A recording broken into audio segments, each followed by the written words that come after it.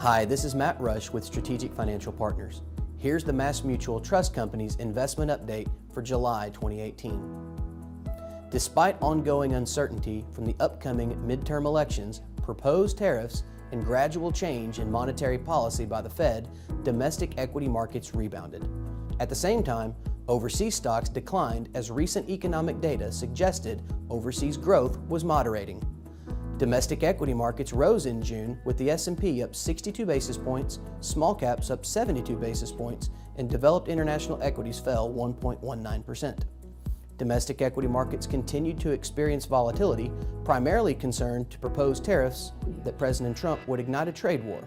There is also some concerns that rising inflation and interest rates will lead to more aggressive action by the Fed, which might raise rates more quickly and more often than initially assumed. Fixed income markets fell slightly during June, losing 8 basis points on the yield on the 10-year, which closed at 2.86%, virtually unchanged from the rate that it held at the end of May. The yield on the 10-year is up 45 basis points since the end of the year. Domestic equity markets continue to grow moderately. Here's our economic and financial market perspective. The financial markets continue to be volatile as President Trump escalated his rhetoric regarding proposed tariffs. The financial markets continue to be concerned with changing monetary policy by the Fed, geopolitical uncertainty, and the midterm elections in November.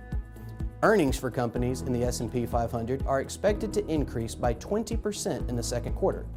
Profits in the first quarter increased for the 6th consecutive quarter and are expected to increase by 19% for calendar year 2018.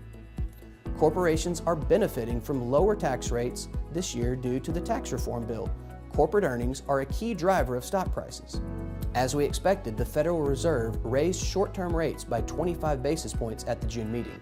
The Fed expects to increase the short-term rate 2 more times in 2018, but will base its decision on the most recent economic data. Thanks for watching, and we'll see you next time on the Investment Update.